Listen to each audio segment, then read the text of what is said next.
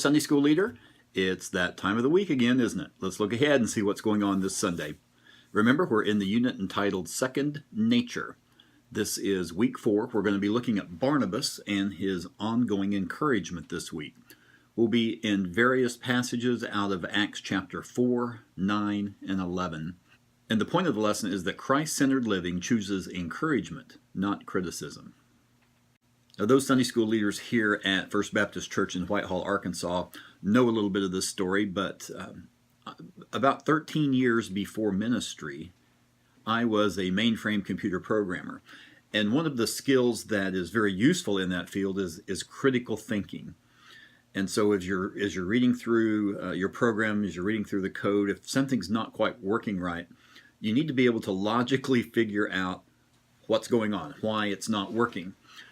Here's the problem, though. Sometimes those critical thinkers like myself can devolve into just being plain critical.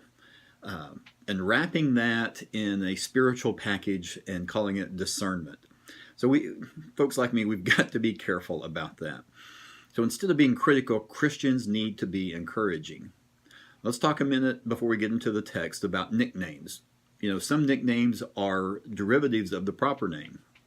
Like my legal name is James. Growing up, I was known as Jimmy, and then eventually I dropped the MY, and so now I'm just Jim.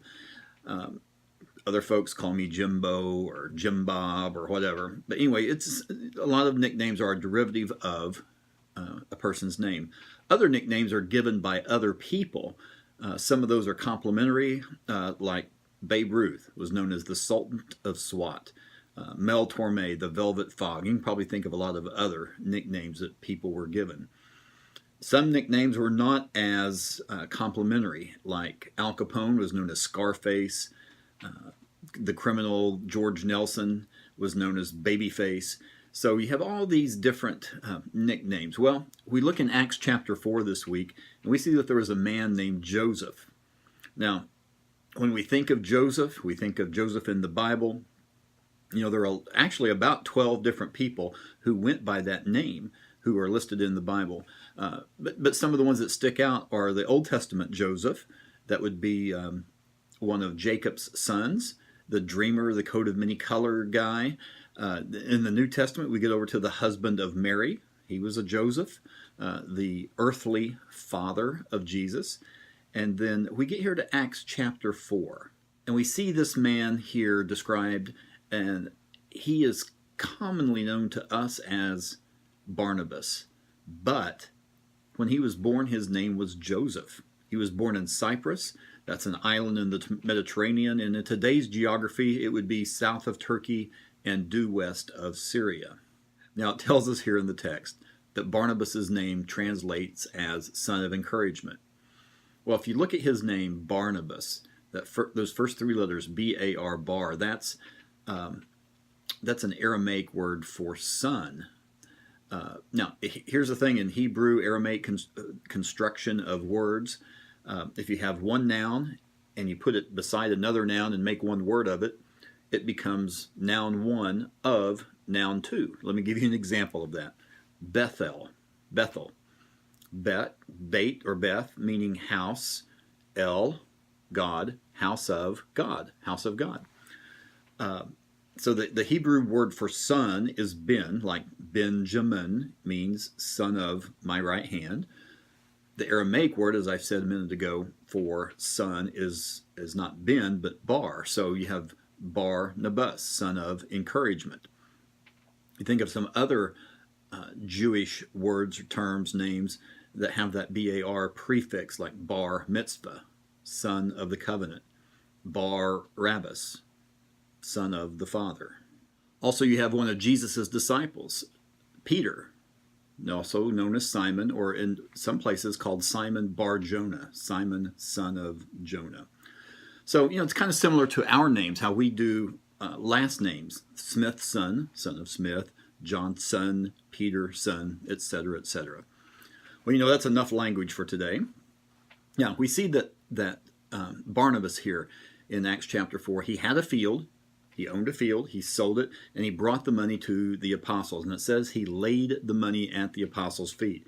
Now that may or may not have been literal. I tend to think it was figurative, like, let's say I want to give $100 to the church.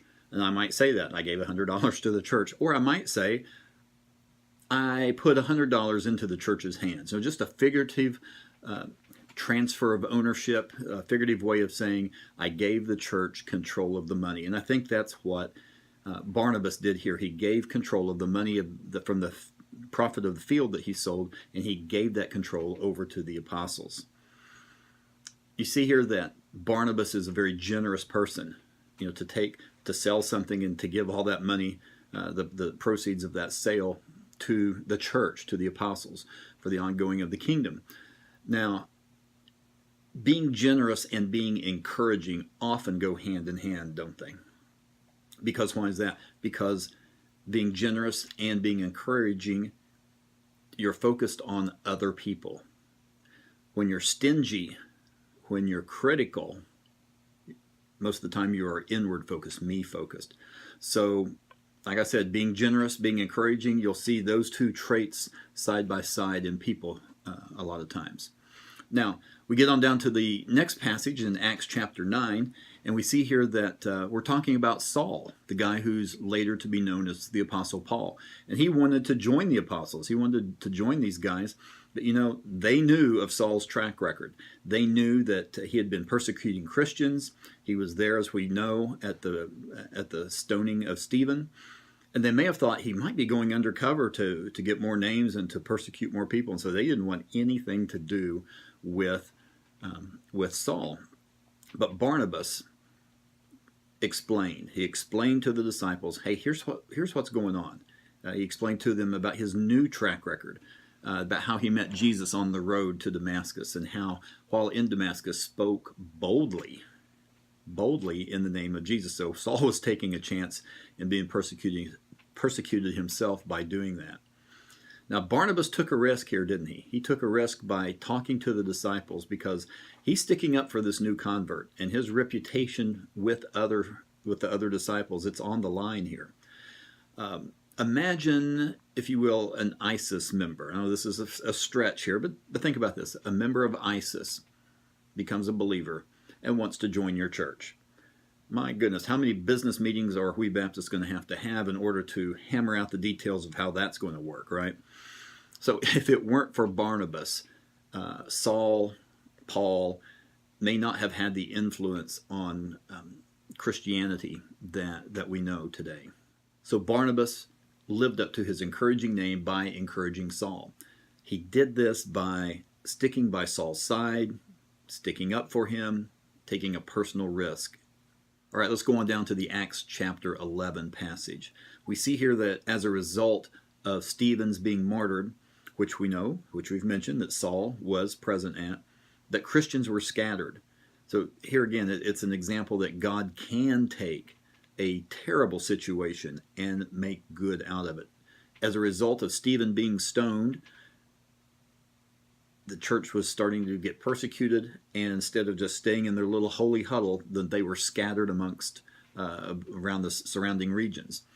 So the gospel began spreading, and it wasn't just spreading to other Jewish folks, but to Gentiles, especially there in Antioch. And so the church in Jerusalem heard about all these Gentile converts, and so they sent Barnabas out to investigate to see what was going on. And what did Barnabas see? He saw the hand of God. He saw God working mightily in Antioch. And so Barnabas encouraged those new believers. He encouraged them to remain true to the Lord. Others may have been skeptical, maybe even critical, but not Barnabas. He was encouraging. In fact, he sought out Saul, who was in Tarsus, brought him back to Antioch, and together they taught and discipled new believers for about a year. So he was an encouragement not just to the new believers, but he was an encouragement to Saul as well, because he gave him this new responsibility. Well, let's have a few closing thoughts here about encouragement. If you're like me, hopefully you're not completely like me, but in this aspect, if you're like me, 100 positive comments about a Sunday school lesson, about a sermon, about me in general, about these YouTube videos, whatever, 100 positive comments can be wiped out by just one critical comment, can it? And logically, that's absurd. That's a 99% success rate. That's outstanding. That's great. You know, the book of James tells us, it speaks about the power of the tongue. Also, one last verse here, Proverbs 18, the first part of verse 21 says, the tongue has power of life and death.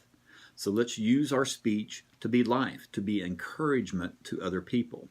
You know, James also talked about faith without works is dead.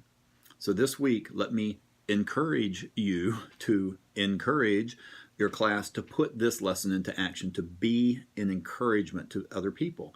Have your class write a note, email, text, however they want to communicate to someone who, number one, they may need encouraging, or number two, to thank those people for being an encouragement to them. And when you do that, when you thank somebody for being an encouragement to you, that encourages them, and then they will continue on. So it's just a pay it forward and snowballing effect, all that. Well, hope you have a great lesson this week. Don't forget to pray for your class.